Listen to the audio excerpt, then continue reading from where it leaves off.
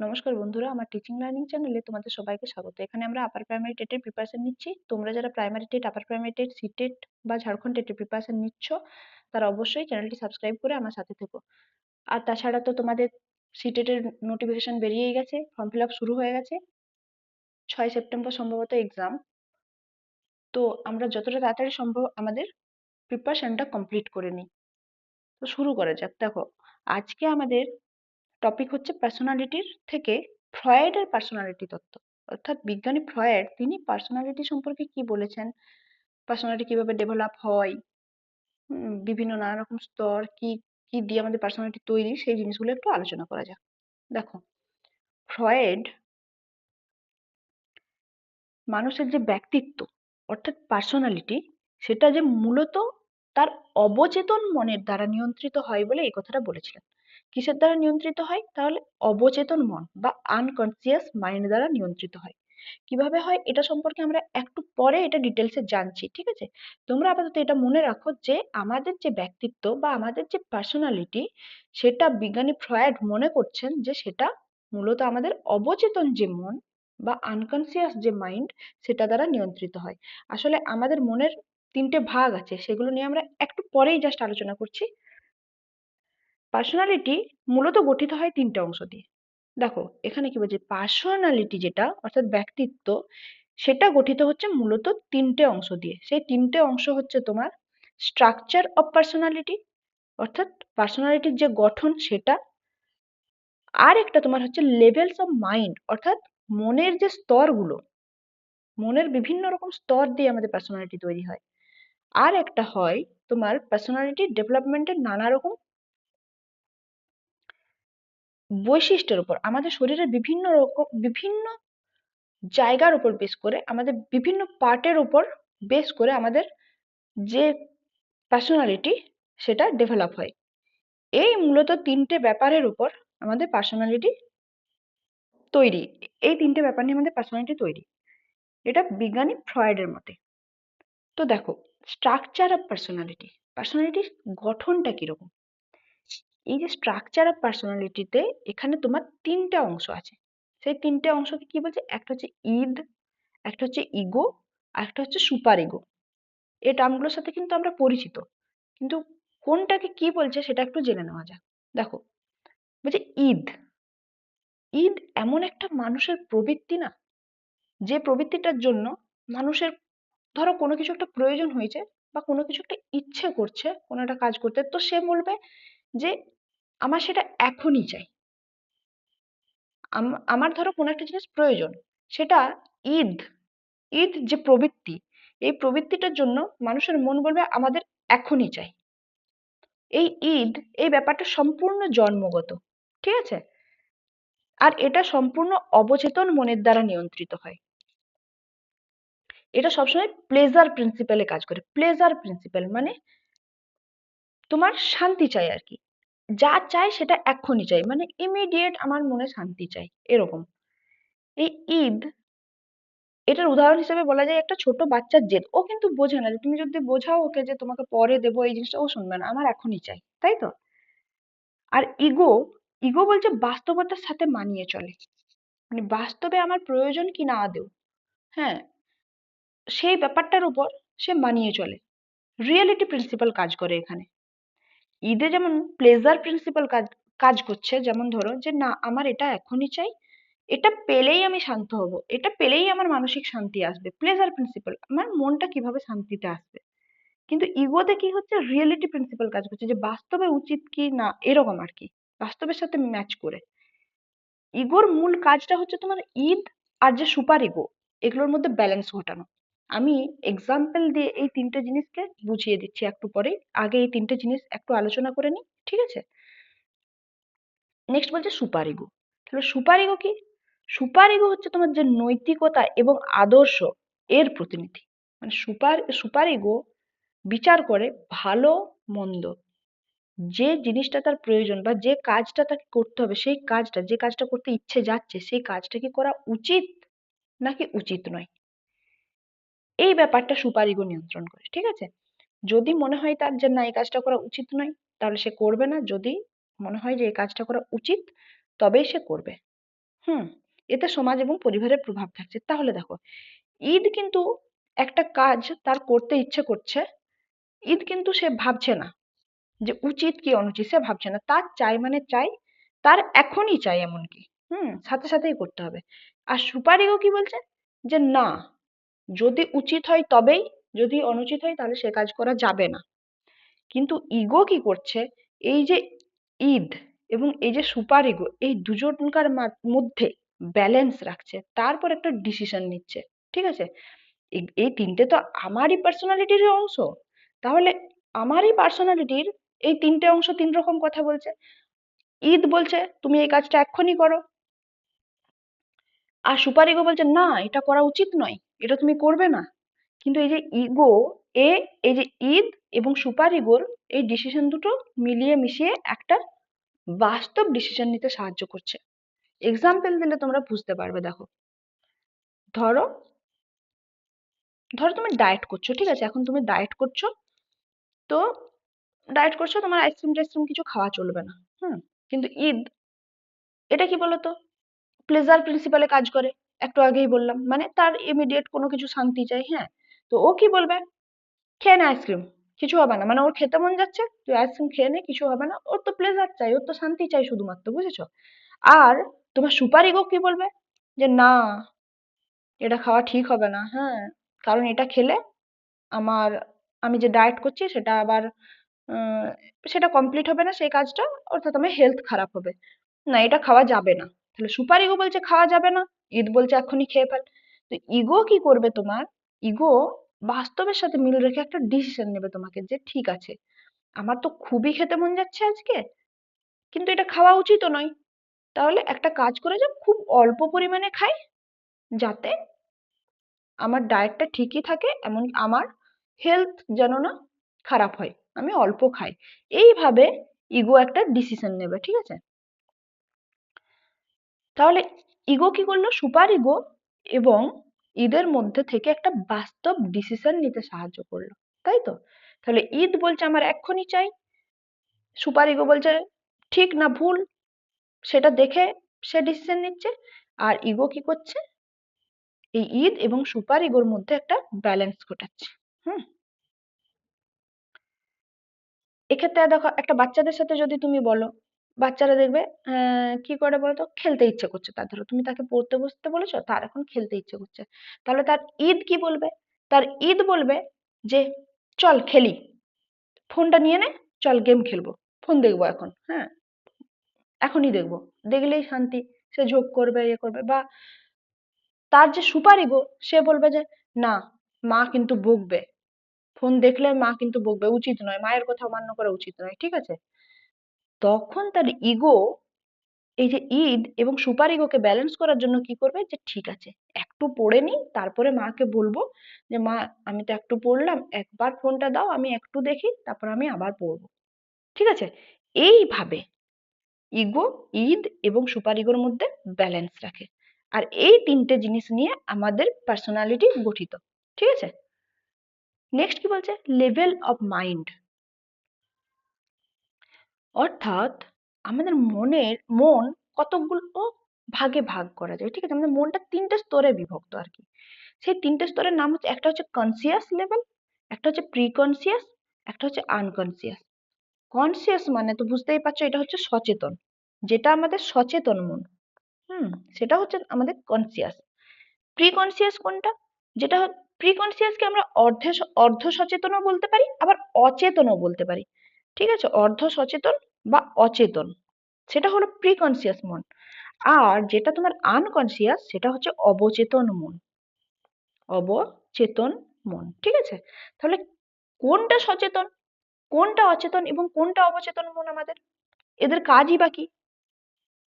দেখো, আমাদের conscious mind, এখানে কি হয় বলতো, সচেতন ভাবে আমরা যে সমস্ত কিছু চিন্তা করি, কোনো কিছু একটা অনুভব করছি, কোনো কিছু তথ্য এই মুহূর্তে আমরা জানছি, ধরো এই যে তোমরা আমার ক্লাসটা করছো, হ্যাঁ, এখন কি সচেতন ভাবে করছো, যে হ্যাঁ তুমি জানো যে তুমি সিডিপি পড়ছো, তুমি সিডিপির মধ্যে লেভেল অফ মাইন্ড পড়ছো, হ্যাঁ, এই জিনিসটা বুঝছো, কিসের জন্য পড়ছো, তুমি সমস্ত কিছু জানো, এটা তুমি সচেতন ভাবেই শিখছো, ঠিক আছে।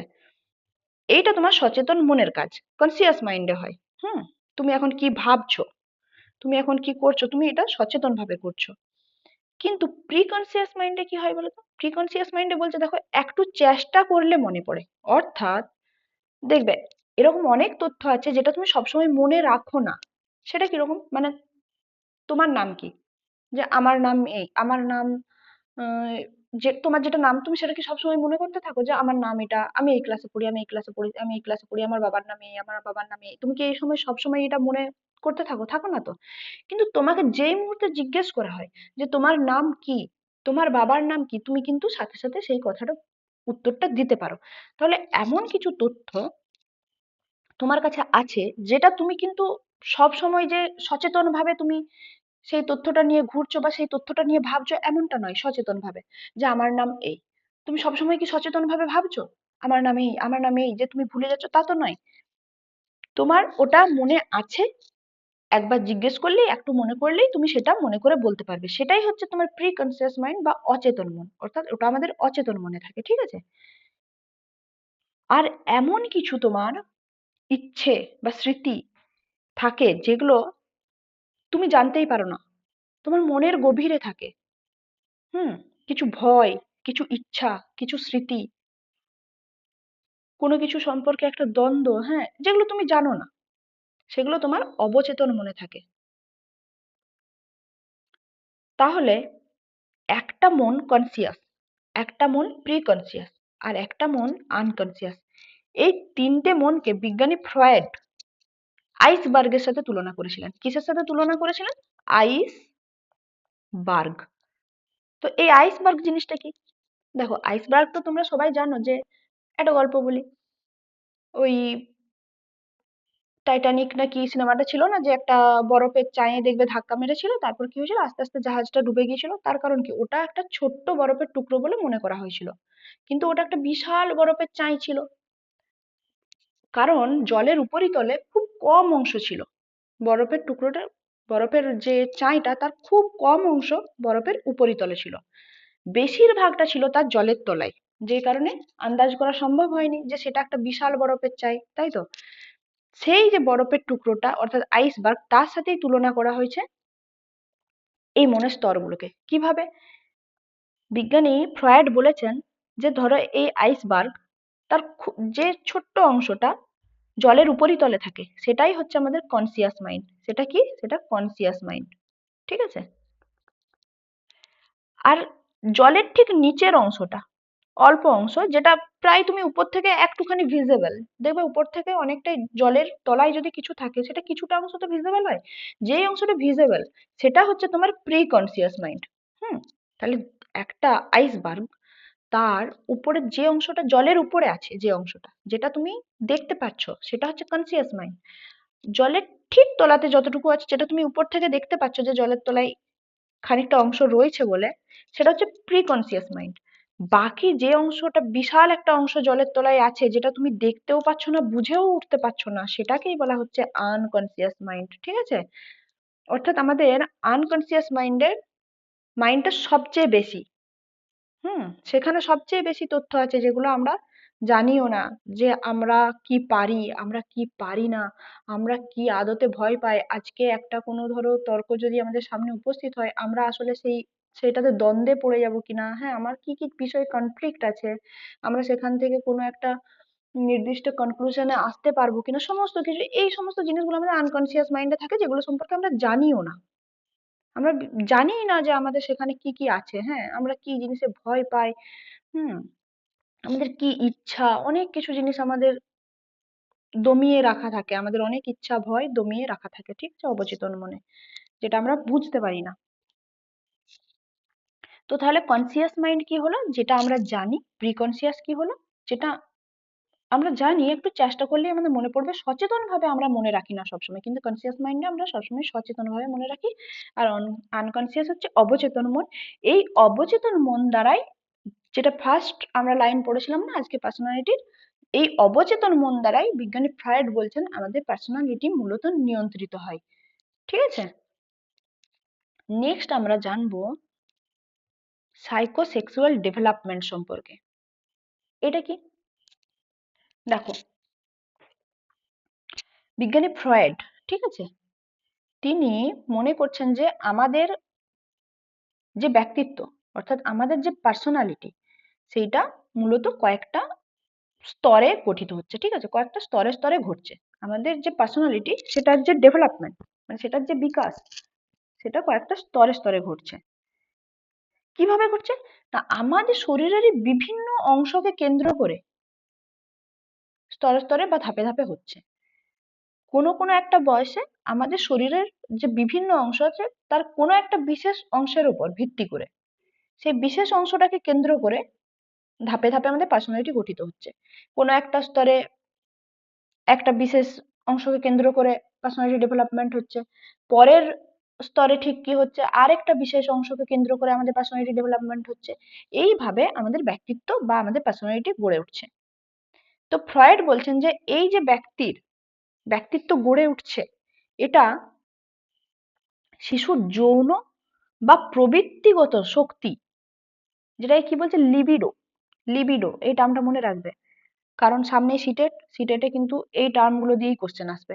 হুম, বলছে বিভিন্ন স্তরে কিভাবে বিকশিত হয় তার উপর, অর্থাৎ কি বলছে, আমাদের বাচ্চাগুলোর যে যৌন বা প্রবৃত্তিগত যে শক্তি, সেটা বিভিন্ন স্তরে কিভাবে বিকশিত হচ্ছে, বিভিন্ন স্তরে কিভাবে ডেভেলপ করছে, সেটার উপর আমাদের পার্সোনালিটিটা গঠিত হচ্ছে। কিভাবে হচ্ছে সেটাই আমরা দেখব। তো তিনি মূলত পাঁচটা স্তরের কথা বলেছিলেন, যে আমাদের মূলত পাঁচটা স্তরে আমাদের ব্যক্তিত্বটা গড়ে ওঠে। এই পাঁচটা স্তরে কি হয়, বাচ্চাগুলো তাদের যে যৌন বা প্রবৃত্তিগত শক্তি, তার উপর বেস করে তাদের পার্সোনালিটি গড়ে উঠছে। দেখো, প্রথম যে স্তরটা, সেটাকে কি বলছে, ওরাল স্টেজ। ওরাল স্টেজ বা মুখগহ্বর স্তর। অবশ্যই ইংলিশ টার্ম মনে রাখবে, তার কারণ সিটেটে কিন্তু কোশ্চেন ইংলিশে হবে, ঠিক আছে। ওরাল স্টেজে কি বলছে, যে মুখগহ্বর স্তর, সেখানে বলছে বয়সের সীমা হচ্ছে 0 থেকে 1 বছর। অর্থাৎ 1 বছরের মধ্যে যে বাচ্চাগুলো আছে, সেই বাচ্চাগুলোর, দেখো, আনন্দের কেন্দ্র হচ্ছে মুখ। এটা কিন্তু আমরা সবাই জানি, কিন্তু ভেবে দেখিনি, তাই তো। এদের আনন্দের কেন্দ্র হচ্ছে মুখ। এই মুখে কি হয়, সাকিং বা ফিডিং, এর মাধ্যমে এরা আনন্দ পায়। অর্থাৎ কি হচ্ছে, বাচ্চা মূলত মুখের মাধ্যমে আনন্দ পাচ্ছে, ঠিক আছে। কিভাবে আনন্দ পাচ্ছে, বাচ্চা যখন দুধ খাচ্ছে আনন্দ পাচ্ছে, আঙুল চুষছে আনন্দ পাচ্ছে, কোনো কিছু খেলনা মুখে দিচ্ছে আনন্দ পাচ্ছে। দেখবে খুব ওদের মুখে দেওয়ার একটা, যে কোনো জিনিস একটা মুখে দেওয়ার অভ্যাস আছে। আমরা এগুলো নোটিস করেছি, কিন্তু ভেবে দেখিনি, তাই তো, কারণ তাদের যে আনন্দের কেন্দ্র, অর্থাৎ তারা যে আনন্দ অনুভব করে, সেটা তাদের মুখের মাধ্যমে। তাহলে এটা হলো ওরাল স্টেজ, যে মুহূর্তে বাচ্চাগুলো তাদের মুখের মাধ্যমে আনন্দ পাচ্ছে। হুম, এইখানে কিভাবে পার্সোনালিটি গঠিত হচ্ছে বলছে, দেখো, বলছে যদি এরা বেশ, মানে আনন্দটা বেশি উপভোগ করে, বেশি নেশা থাকে, সেক্ষেত্রে কি হচ্ছে বলতো, অনেক সময় বেশি খেয়ে নিচ্ছে, আনন্দের জন্য বেশি খেয়ে নিচ্ছে, তার খেতে ভালো লাগছে বলেই সে খেয়ে নিচ্ছে, পেট ভরে যাচ্ছে তবুও খেয়ে নিচ্ছে। ধূমপানের নেশা চলে আসে পরবর্তীতে। হুম, নেল বিটিং, এই যে কি হয়, অনেক সময় বাচ্চাগুলো দেখবেন নখ খায়, এগুলো ব্যাড হ্যাবিটে দিয়ে পরিণত হয়ে যায়। আনন্দের কেন্দ্র মুখ, এটা ঠিক আছে, কিন্তু বেশি হলেই তখন কিছু ব্যাড হ্যাবিটে পরিণত হয়ে যায়, তাই তো। তাহলে এইভাবে পার্সোনালিটি গঠিত হচ্ছে। এই যে ব্যাড পার্সোনালিটি গুলো তার মধ্যে এইভাবে চলে আসে, আবার গুড পার্সোনালিটিও এখান থেকেই গঠিত হয়। নেক্সট কি বলছে, এনাল স্টেজ বা পায়ুস্তর। এখানে কি হয় বলতো, এখানে হচ্ছে বাচ্চাগুলোকে টয়লেট ট্রেনিং করানো হয়। টয়লেট ট্রেনিং, এটা 1 থেকে 3 বছরের মধ্যে বাচ্চার বয়স, যেখানে অ্যানাল স্টেজটা ঘটছে না, সেই বয়সটা হচ্ছে তোমার 1 থেকে 3 বছর। এই সময় বাচ্চাগুলোকে কি করা হচ্ছে, টয়লেট ট্রেনিং দেওয়া হচ্ছে। মানে কিভাবে মলত্যাগকে, মূত্রত্যাগকে কিভাবে নিয়ন্ত্রণ করা যায়, বাচ্চাগুলো কিভাবে নিয়ন্ত্রণ করবে, এই ট্রেনিংটা ওদেরকে দেওয়া হয়। দেখবে যে পটি করো, বসো, বকাঝকা করা হয় অনেক সময়, ঠিক আছে,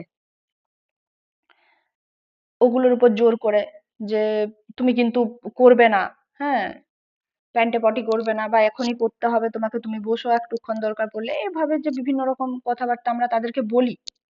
হুম, অর্থাৎ তাদেরকে যে আমরা টয়লেট ট্রেনিংটা করাই, তার মাধ্যমেও কিন্তু তাদের পার্সোনালিটি ডেভেলপমেন্ট হয়। কিভাবে হয়, যদি আমরা বারবার বকা দিই, খুব স্ট্রিক্ট হই তখন, পেরেন্টস তো যদি বারবার বকা দেয়, খুব যদি স্ট্রিক্ট হয়ে যায় না, তখন বাচ্চার কি হয় জানো তো, মানে ও খুব ডিসিপ্লিন হয়ে যায়, ও কি হয় খুব রিজিড হয়ে যায়, মানে অতিরিক্ত ডিসিপ্লিন হয়ে যায়। আবার তুমি ধরো কিছু বলছোই না, ঠিক আছে যা হচ্ছে হচ্ছে, যা করছে করছে, তুমি কিছু বলছো না, সেক্ষেত্রে আবার কি হয়, বাচ্চা কিন্তু অগোছালো হয়ে যায়। তাহলে বাচ্চার অ্যানাল স্টেজের উপরেও নিয়ন্ত্রণ হচ্ছে, মানে অ্যানাল স্টেজের উপরেও নির্ভর করছে যে বাচ্চাটা পার্সোনালিটি কেমন হবে ভবিষ্যতে। কেমন দেখো, এখানে বাচ্চাটাকে যদি তুমি খুব মানে বকাঝকা করছো বা খুব স্ট্রিক্ট রাখার চেষ্টা করছো যে হ্যাঁ এইভাবে নিয়ন্ত্রণ করো বা এটা তোমাকে করতেই হবে, তুমি যখন এভাবে তার উপর জোর করছো, তখন সে খুব পরিষ্কার পরিচ্ছন্ন হয়ে যাচ্ছে, খুবই আর কি, যেটা প্রয়োজন নেই। আবার কি হচ্ছে, যদি তুমি তাকে একদমই ছেড়ে দিচ্ছ যে ঠিক আছে বাচ্চা তো, বাচ্চা মানুষ ওরম করবে, যেখানে সেখানে হিসটিসি করবে, যখন তখন পটি করবে, তুমি একবারে ছেড়েছো, কোনো ব্যাপার না, তুমি ওকে নিয়ন্ত্রণ করাটা শিখাচ্ছ না, তখন সে অগোছালো হয়ে যাচ্ছে, ঠিক আছে।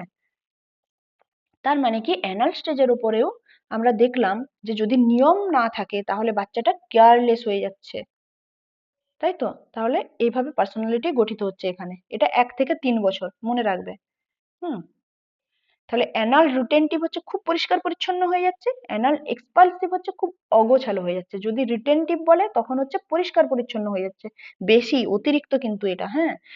আর যদি তুমি তাকে কোনো কিছু নিয়ম না তুমি তাকে শেখাচ্ছ, তখন সে অগোছালো হয়ে যাচ্ছে বা অ্যানাল এক্সপালসিভ বলছে এটাকে।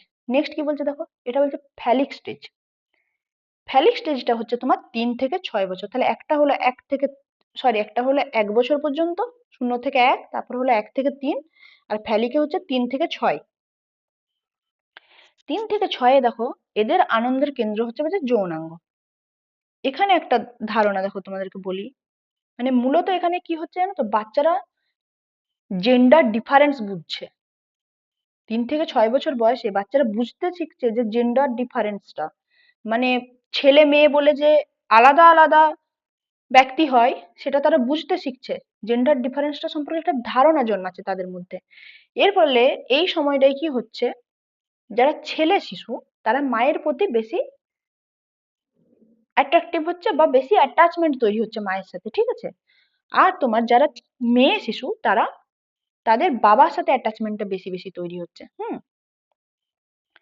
তো এই যে ব্যাপারটা ঘটছে, একটা ছেলে শিশু তার মায়ের প্রতি অ্যাট্রাকশন তৈরি হচ্ছে বা মায়ের প্রতি বেশি অ্যাটাচ হচ্ছে, সেই সময় সে বাবাকে রাইভাল ভাবছে, বাবাকে শত্রু মনে করছে। এই যে ব্যাপারটা, এটাকে বলা হচ্ছে ওডিপাস ওডিপাস কমপ্লেক্স। কি বলছে, ওডিপাস কমপ্লেক্স। এই ব্যাপারটা যখন একটা ছেলে শিশু, ছেলেদের ক্ষেত্রে হচ্ছে এটা, ঠিক আছে, একটা ছেলে শিশু যখন তার মাকে বন্ধু ভাবতে শুরু করছে বা মাকে বেশি, মায়ের প্রতি বেশি অ্যাটাচ হচ্ছে, আর বাবাকে সে রাইভেল ভাবছে, এটা বলছে ওডিপাস কমপ্লেক্স। আর তোমার মেয়েরা কি হচ্ছে, বাবার প্রতি বেশি অ্যাট্রাকশন দেখাচ্ছে বা অ্যাটাচমেন্ট আসছে, আর মাকে তারা রাইভেল মনে করছে, এটাকে কি বলা হচ্ছে, ইলেকট্রা কমপ্লেক্স, ঠিক আছে। তাহলে ওডিপাস, ওডিপাস হচ্ছে তোমার ছেলেদের ক্ষেত্রে, ইলেকট্রা হচ্ছে মেয়েদের ক্ষেত্রে, মনে রাখবে ওডিপাস ছেলেদের ক্ষেত্রে, ইলেকট্রা হচ্ছে মেয়েদের ক্ষেত্রে। অর্থাৎ তাহলে ফ্যালিক স্টেজে কি হলো, এখানে 3 থেকে 6 বছর পর্যন্ত এই স্তরটা, এখানে এরা মূলত জেন্ডার সম্পর্কে, জেন্ডার ডিফারেন্স সম্পর্কে জানছে এবং বিপরীত যে জেন্ডার তাদের প্রতি বেশি অ্যাট্রাকটিভ হচ্ছে। এটাই হচ্ছে এই পর্বটার বা এই স্তরটার মূল ধারণা, ঠিক আছে। নেক্সট কি বলছে, ল্যাটেন্সি। ঠিক আছে, ল্যাটেন্সি এখানে হচ্ছে নিষ্ক্রিয় স্তর বলছে। নিষ্ক্রিয় কেন বলছে দেখো, এটা হচ্ছে তোমার 6 থেকে 12 বছর পর্যন্ত যে বয়সটা। তাহলে 0 থেকে 1 হলো, তারপর এনালে হলো 1 থেকে 3, তারপরে হলো 3 থেকে 6, ঠিক আছে। এখন হচ্ছে 6 থেকে 12। হুম। এটাতে কি বলছে, যৌন প্রবৃত্তি সুপ্ত অবস্থায় থাকে। ভালো করে ভেবে দেখো, বাচ্চাগুলো যেগুলো 6 থেকে 12 বছরের বাচ্চা, তাদের মধ্যে কিন্তু আর কে ছেলে কে মেয়ে, কি ব্যাপার, বিপরীত লিঙ্গের প্রতি যে অ্যাট্রাকশন, এইসব জিনিসগুলো আর কিছু থাকে না। তখন কি হয়, এদের মধ্যে যৌন প্রবৃত্তি কিন্তু সুপ্ত অবস্থায় থাকে, তখন তারা পড়াশোনা, বন্ধু বান্ধব, সামাজিক বিভিন্ন রকম দক্ষতা, হ্যাঁ নানা রকম জিনিস নিয়ে থাকে। এই এই বয়সে আর তাদের কোনো রকম যৌন যে সমস্ত ব্যাপার স্যাপার, এগুলো তাদের মধ্যে কোনো কিছু পরিস্ফুটিত হয় না, সমস্ত কিছু সুপ্ত অবস্থাতেই থাকে, ঠিক আছে। তাহলে যদি বলে যে কোনো প্রবৃত্তি, আমাদের যৌন প্রবৃত্তিগুলো সুপ্ত অবস্থায় থাকে কখন, সেটা হচ্ছে নিষ্ক্রিয়তর বা ল্যাটেন্সি স্টেজে, ল্যাটেন্সি স্টেজে, ঠিক আছে। নেক্সট স্টেজ হচ্ছে আমাদের লাস্ট স্টেজ, এটা জেনিটাল স্টেজ। জেনিটালে হচ্ছে যৌন পরিপক্কতা স্তর, এটা 12 বছরের পরে। 12 বছরের পরে কি হচ্ছে, যখন কিশোর বয়স, তখন বলছে পরিপক্ক সম্পর্ক গড়ে উঠছে। অর্থাৎ বাচ্চাগুলো বুঝতে শিখছে যে একটা ব্যক্তি ইমোশনালি সোশ্যালি ম্যাচিওর হতে শুরু করছে। হুম, সে তার ক্যারিয়ার নিয়ে ভাবছে, তার বিভিন্ন রেসপন্সিবিলিটি কি, হ্যাঁ, সেগুলো নিয়ে ভাবছে। একটা ম্যাচিওর যে রিলেশনশিপ, একটা ম্যাচিওর যে সম্পর্ক, অর্থাৎ একটা পরিপক্ক সম্পর্ক তারা তৈরি করতে শিখছে। এই স্তরটাতেই তোমার ব্যালেন্স যে পার্সোনালিটি, অর্থাৎ সমস্ত রকম যে পার্সোনালিটি, হ্যাঁ, তোমার ইমোশনালি সোশ্যালি নানা রকম, এই সমস্ত পার্সোনালিটি এখানে গড়ে উঠছে। তাহলে আমরা দেখলাম পাঁচটা স্তরের মাধ্যমে, পাঁচটা স্তরে শিশুর যৌন এবং প্রবৃত্তিগত শক্তির দ্বারা আমাদের যে ব্যক্তিত্ব সেটা কিন্তু গড়ে উঠছে। সেই স্তরগুলোর নাম জানলাম আমরা, oral stage, anal stage, phallic stage, latency এবং জেনিটাল স্টেজ। ঠিক আছে, নেক্সট আমরা একটা জিনিস জানবো। আচ্ছা, এই যে স্তরগুলো সম্পর্কে জানলাম না, এগুলোর নাম হচ্ছে তোমার, এই পুরো যে ব্যাপারটা, পুরো যে ডেভেলপমেন্টটা, এটাকে বলছে সাইকোসেক্সুয়াল ডেভেলপমেন্ট। তাহলে সাইকোসেক্সুয়াল ডেভেলপমেন্ট এটা কার, এটা কে বলেছিলেন? এটা বলেছিলেন ফ্রয়েড, কে? বিজ্ঞানী ফ্রয়েড। ঠিক আছে, যেমন ধরো পেঁয়াজের জ্ঞানমূলক বিকাশ পড়েছি আমরা, তাই তো? ঠিক সেরকম ভাবে ফ্রয়েডের এটা সাইকোসেক্সুয়াল বিকাশ। নেক্সট একটা জিনিস সম্পর্কে আজকে জানবো, খুব ইম্পর্টেন্ট, সেটা হচ্ছে ডিফেন্স মেকানিজম।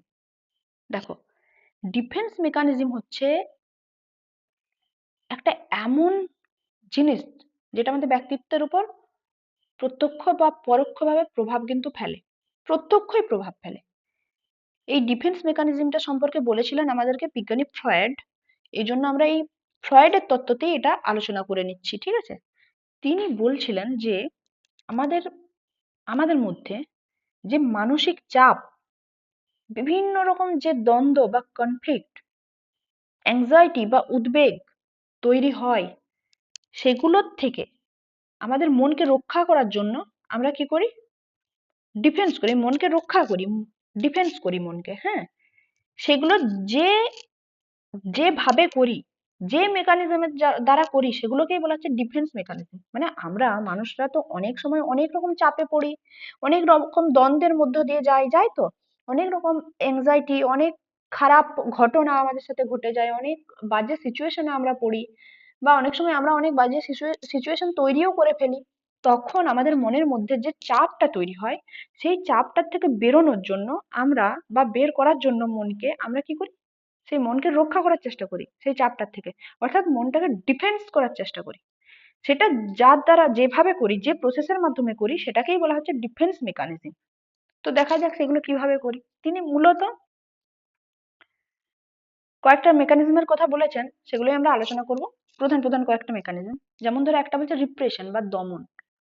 দেখো, আমাদের কিছু কষ্টদায়ক চিন্তা বা স্মৃতি, মানে আমাদের কিছু ধরো খারাপ অভিজ্ঞতা, এগুলো কি হয় বলতো, অবচেতনে, আমাদের যে অবচেতন মন সম্পর্কে পড়লাম না, যে একটা বিশাল মন, যেটা সম্পর্কে আমাদের ধারণাই নেই সেখানে কি কি আছে বা কি কি নেই, সেটা সম্পর্কে আমাদের ধারণাই নেই, সেখানে চাপা থেকে যায়।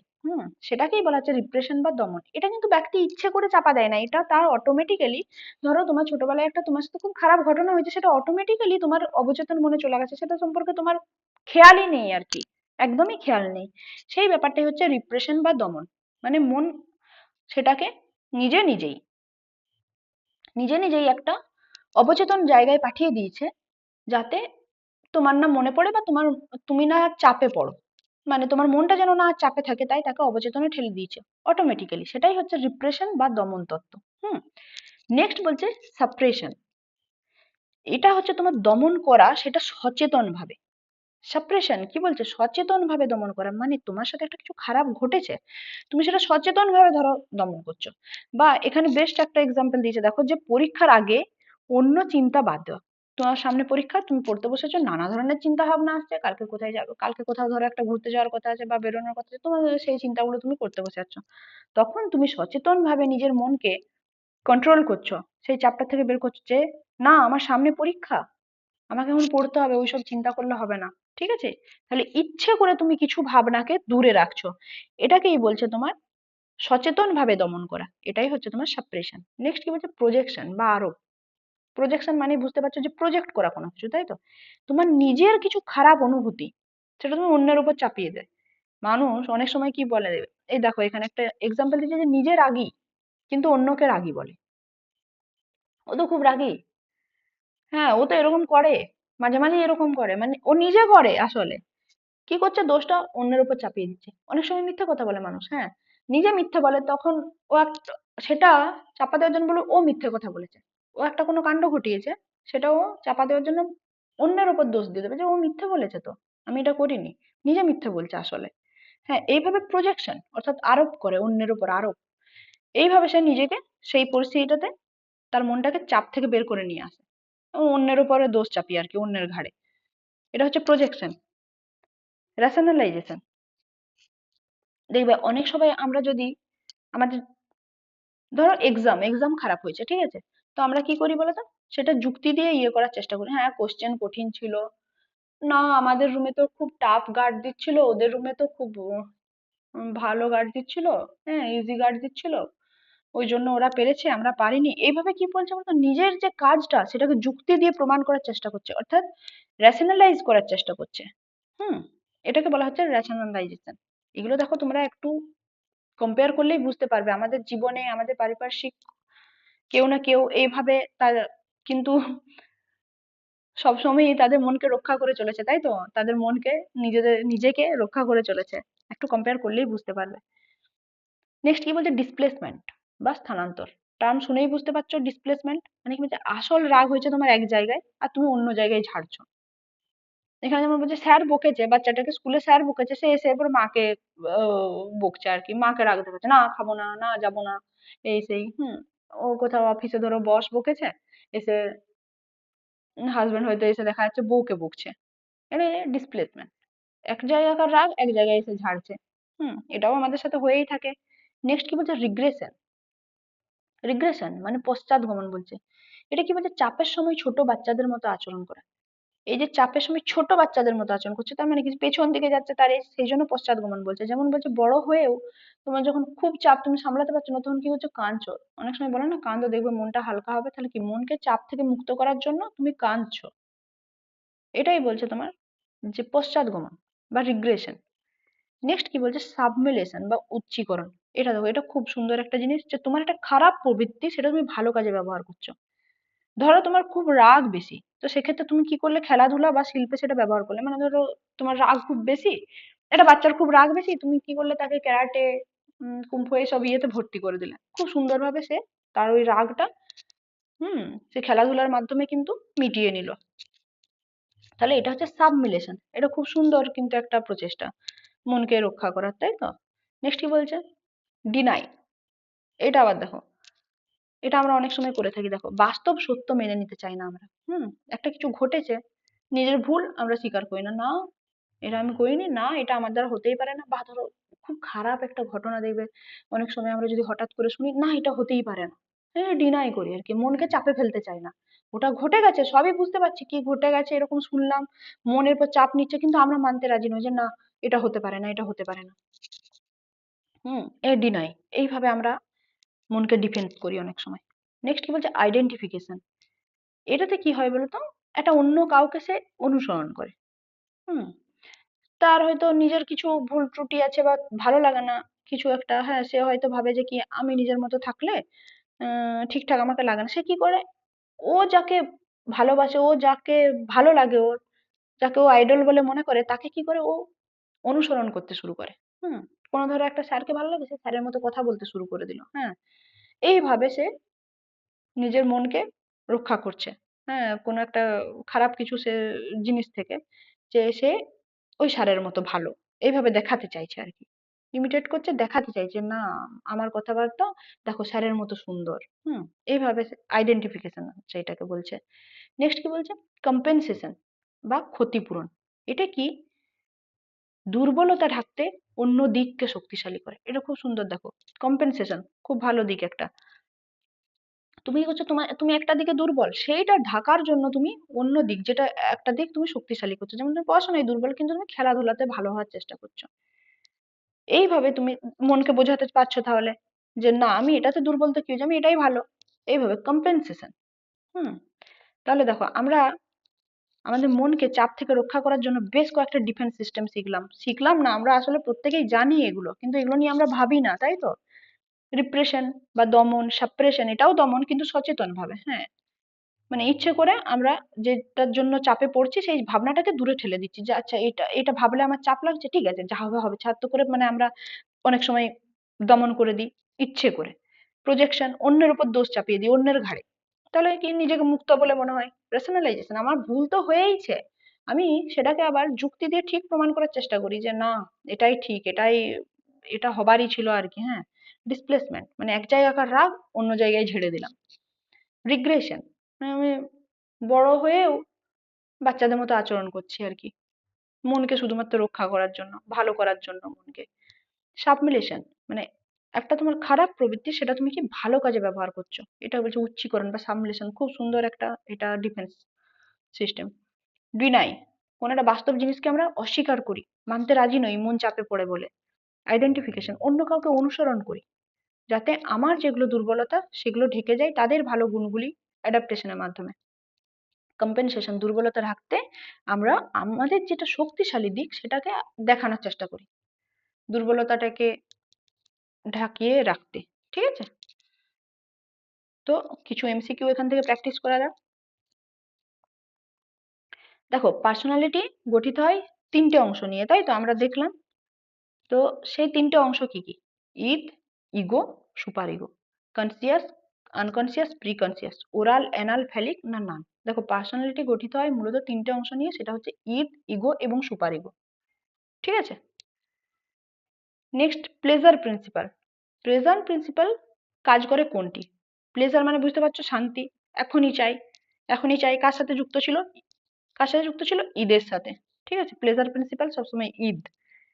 রিয়েলিটি প্রিন্সিপাল, এটা কে কাজ করে? রিয়েলিটি থেকে কাজ করে হচ্ছে ইগো, যে ঈদ এবং সুপার ইগোর মধ্যে কানেকশন রাখে দিয়ে। তাহলে ইগো হচ্ছে রিয়েলিটি প্রিন্সিপাল, মানে ভালো মন্দ বিচার করে। কোন অংশ বলো? ভালো মন্দ বিচার করে কাজ করে হচ্ছে সুপার ইগো। উচিত হলে তবেই করবে, উচিত না হলে করবে না। বাস্তবে কি করা প্রয়োজন ওরা তো দেখার দরকার নেই। আর ঈদ কি করছে? আমার এক্ষুনি চাই, উচিত না উচিত ওর ভাবার দরকার নেই। ইগো কি করছে? ওই সুপার ইগো এবং ঈদের মধ্যে ব্যালেন্স ঘটাচ্ছে। তাহলে ভালো মন্দ বিচার করে কাজ করছে সুপার ইগো। নেক্সট কি বলছে? ফ্রয়েডের মতে ব্যক্তিত্ব প্রধানত কোন দ্বারা নিয়ন্ত্রিত হয়? আচ্ছা, কোনটির দ্বারা নিয়ন্ত্রিত হয়? ফ্রয়েড, এখানে তো আমরা পুরোটাই ফ্রয়েড নিয়েই আজকে আলোচনা করেছি, ঠিক আছে?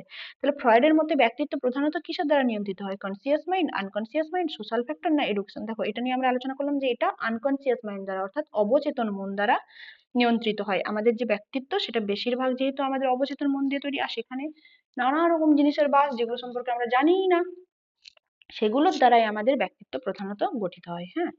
প্রিকনসিয়াস মাইন্ড বলতে কি বোঝায়? যেটা অচেতন মন বা অর্ধ সচেতন মন। তাহলে সেখানে কি হয় বলতো? আমরা সচেতন ভাবে কিন্তু কোনো কিছু মনে রাখি না, কিন্তু কেউ আমাদেরকে কিছু জিজ্ঞেস করলে আমরা সেটা অবশ্যই মনে করে বলে দিতে পারি, তাই তো? তাহলে যা আমরা জানি অবশ্যই জানি, কিন্তু এটা সচেতন ভাবে জানার কথা বলছে। যা মনে পড়ে না, না, একটু চেষ্টা করলে মনে পড়ে, এটাই হয়ে যাবে অ্যান্সার, তাই তো? নেক্সট কি বলছে? লিবিডো। এই টার্মটা একটু আগে বললাম যে লিবিডো, এই টার্মটা মনে রাখবে। এটা হচ্ছে যৌন বা প্রবৃত্তিগত যে শক্তি, সেটার ইংলিশ টার্ম হচ্ছে লিবিডো। ঠিক আছে? ওরাল স্টেজ, এর বয়স কত? ওরাল স্টেজের বয়স ছিল 0 থেকে 1 বছর, মানে একেবারে ছোট্ট শিশুগুলো যারা আহ, ওই যে যাদের হচ্ছে যে মুখের মাধ্যমে আনন্দের উৎসটাই হচ্ছে মুখ। ঠিক আছে? ওরাল স্টেজ, তাহলে ওটা হচ্ছে ছোট্ট বাচ্চাগুলো, 0 থেকে 1 বছর। ওরাল স্টেজে আনন্দের কেন্দ্র কি তাহলে? একমাত্র মুখ, তাই তো? ওই জন্য ওরা সবসময় আঙুল চুষবে, যে কোনো কিছু জিনিস মুখে দিতে চাইবে। ঠিক আছে? এনাল স্টেজ, এনাল স্টেজে কি বলছে মূল বিষয়? এনাল স্টেজের মূল বিষয় হচ্ছে তোমার টয়লেট ট্রেনিং। অ্যানাল মানে পায়ু, ছিল না? তাহলে টয়লেট ট্রেনিং করানো। হুম। অ্যানাল রিটেনটিভ পার্সোনালিটি কেমন হয়? অ্যানাল রিটেনটিভ এর কথা বলেছে। রিটেনটিভ মানে আমরা কি বলেছিলাম? পরিষ্কার পরিচ্ছন্ন, তাই তো? তাহলে সে খুব অতিরিক্ত পরিষ্কার পরিচ্ছন্ন হয়ে যায় যদি এনার রিটেনটিভ পার্সোনালিটি তৈরি হয়। ফ্যালিক স্টেজ, ফ্যালিক স্টেজের বয়স কত? ফ্যালিক হচ্ছে ঠিক অ্যানালের পরের স্টেজ। তাহলে 0 থেকে 1 হচ্ছে তোমার ওরাল, 1 থেকে 3 হচ্ছে তোমার এনাল, তারপরেই ঠিক ফ্যালিক স্টেজ, সেটা হচ্ছে 3 থেকে 6 বছর। ঠিক আছে, 3 থেকে 6 বছর। ওডিপাস কমপ্লেক্স, ওডিপাস আমরা কি বলেছিলাম, এগুলো হচ্ছে ছেলেদের ক্ষেত্রে দেখা যাচ্ছে। বাচ্চা ছেলেগুলো যখন জেন্ডার সম্পর্কে জানতে পারছে তখন তাদের যে বিপরীত জেন্ডার তাদের প্রতি আকৃষ্ট হচ্ছে। ঠিক আছে, তাহলে এটা ছেলেদের ক্ষেত্রে হচ্ছে ওডিপাস। হুম। নেক্সট বলছে ল্যাটেন্সি। ল্যাটেন্সি স্টেজে কি হয় দেখো, ল্যাটেন্সিটাতে হচ্ছে তোমার যে সমস্ত যৌন প্রবৃত্তিগুলো আছে না, ওগুলো সব সুপ্ত অবস্থায় থাকে। পড়লাম না 6 থেকে 12 ল্যাটেন্সি, ওখানে কি হয় বলতো, সব সুপ্ত অবস্থায় থাকে। বাচ্চাগুলো বন্ধু বান্ধবী, খেলাধুলা, পড়াশোনা এগুলোর মধ্যে আবদ্ধ থাকে। তাদের আর জেন্ডারের কথাটা মাথাতে থাকে না, বিপরীত জেন্ডারের প্রতি আকর্ষণ এসে কিছু থাকে না এই অবস্থায়। তাহলে তাদের যৌন প্রবৃত্তি সব সুপ্ত অবস্থায় থাকে। ঠিক আছে, কোশ্চেনটা একদম কমপ্লিট নেই এখানে। ল্যাটেন্সি স্টেজে কি হয়, সুপ্ত থাকে, কি সুপ্ত থাকে এখানে বলা হয়নি, তাই তো। আজকে আমরা আলোচনা করেছি বলে এই জিনিসটা বলতে পারছি। অবশ্যই তোমাদের পরীক্ষা হলে এই কোশ্চেনগুলো কমপ্লিট থাকবে। জেনিটাল স্টেজ, এটা ছিল লাস্ট স্টেজ, অর্থাৎ সাইকোসেক্সুয়াল যে স্টেজের বা ডেভেলপমেন্টের কথা বলেছিলেন ফ্রয়েড, সাইকোসেক্সুয়াল ডেভেলপমেন্ট ফ্রয়েডের, সেখানে জেনিটাল স্টেজটা ছিল লাস্ট স্টেজ, যেখানে বাচ্চাদের পরিপক্ক একটা সম্পর্ক গড়ে উঠছে, তাই তো, ম্যাচিওর ম্যাচিওর রিলেশনশিপ গড়ে উঠছে। নেক্সট বলছে ডিফেন্স মেকানিজম কি। ডিফেন্স মেকানিজম আমরা কি আলোচনা করলাম, যে আমাদের মনকে বিভিন্ন রকম চাপ থেকে রক্ষা করি। তাহলে মানসিক প্রতিরক্ষা প্রক্রিয়া, তাই তো, মানসিক অর্থাৎ মনকে প্রতিরক্ষা করার বিভিন্ন প্রক্রিয়া, সেগুলোকে বলা হচ্ছে ডিফেন্স মেকানিজম। রিপ্রেশন, রিপ্রেশন বলতে কি বোঝায় দেখো, আমাদের দুটো তত্ত্ব ছিল, তাই তো, একটা হচ্ছে রিপ্রেশন আর একটা সাপ্রেশন। রিপ্রেশন ছিল হচ্ছে অবচেতনে চাপা রাখা, যেটা নিজে নিজেই থাকে। আর সাপ্রেশন ছিল তোমার সচেতন ভাবে কোনো জিনিসকে সরিয়ে দেওয়া, সচেতন ভাবে আর কি চাপা দেওয়া। যে তোমার একটা কোনো অতীতের কোনো খারাপ অভিজ্ঞতা তুমি সচেতন ভাবে চাপা দিতে চেষ্টা করছো, তাহলে রিপ্রেশন হয়ে যাচ্ছে তোমার অবচেতনে চাপা রাখা। প্রজেকশন, প্রজেকশন মানে বুঝতে পারছো, প্রজেক্ট করা কারোর উপর, কারোর উপর আরোপ করা, অর্থাৎ নিজের দোষ লোকের ঘাড়ে দেওয়া, তাই তো। তাহলে নিজের দোষ স্বীকার করা না, অন্যের দোষ নেওয়া না, নিজের অনুভূতি অন্যের উপর চাপানো, অবশ্যই এটাই প্রজেকশন। প্রজেক্ট করছে, টার্মগুলো শুনে বুঝতে হবে তোমাদেরকে। প্রজেক্ট করছে, কারোর উপর প্রজেক্ট করে দিচ্ছে, নিজের অনুভূতি অন্যের উপর চাপানো, বুঝতেই পারবে, পড়লেই বুঝতে পারবে। ডিসপ্লেসমেন্ট মানে কি, সরিয়ে দিচ্ছে। তাহলে নিজের কোনো একটা দোষকে সে অন্যের উপর, সরি, কোনো একটা কোথাকারও রাগ গেছে অন্য অন্য জায়গায় ঝাড়ছে আর কি, রাগটা এক জায়গাকার অন্য জায়গায় সে নিয়ে যাচ্ছে, এই যে ডিসপ্লেস করছে। ঠিক আছে, অন্যের উপর রাগ ঝাড়া। নেক্সট কি বলছে, সাবমিলেশন, খারাপ কাজ করা, দমন করা, খারাপ প্রবৃত্তিকে ভালো কাজে ব্যবহার করা, বাস্তবতা অস্বীকার করা। দেখো আমরা বারবার বলছিলাম না আজকে, যে সাবমিলেশন এটা হচ্ছে খুব ভালো একটা প্রতিরক্ষা কৌশল। এটাতে তোমার কি হয় বলতো, তোমার উন্নতি ঘটে আসলে। তোমার একটা খারাপ কোনো প্রবৃত্তি, সেটাও তুমি এটা ভালো কাজে লাগাচ্ছ, সেটাকেই বলা হচ্ছে সাবমিলেশন। তো দেখো, এই ছিল আজকে আমাদের ক্লাস। তোমাদের যাদের ভালো লাগলো অবশ্যই একটা লাইক করে দিও, তোমার বন্ধুদের যাদের প্রয়োজন তাদেরকে শেয়ার করে দিও। আর সামনেই তোমাদের এক্সাম চলে এসছে, যত তাড়াতাড়ি সম্ভব তোমরা তোমাদের প্রিপারেশনটা কমপ্লিট করে নাও, যাতে অনেক বেশি বেশি প্র্যাকটিস করতে পারো। কারণ প্র্যাকটিস না করলে কিন্তু প্রবলেম হয়ে যাবে। আমরা চেষ্টা করছি যত তাড়াতাড়ি সম্ভব আমরাও সিলেবাসটা কমপ্লিট করে নেওয়ার, এবং তার সাথে যে পিওয়াই কিউ গুলো হয় না, মানে প্রিভিয়াস ইয়ার্স যে কোশ্চেন গুলো আছে সেগুলো আমরা কয়েকটা সলভ করে নেওয়ার চেষ্টা করবো। তাতে করে আমাদের যে নলেজ সেটা অনেক বেশি ম্যাচিওর হবে, অনেক ভালো হবে, যাতে আমরা পরীক্ষার হলে অন্য কোনো অ্যান্সার এলেও কিভাবে এলিমিনেট করতে হয়, কিভাবে একটা কোশ্চেনের অ্যান্সার খুঁজতে হয় যেটা আমরা জানি না, সেটাও আমরা ওখান থেকে শিখে যেতে পারবো। তো ঠিক আছে, আজকে এই পর্যন্তই।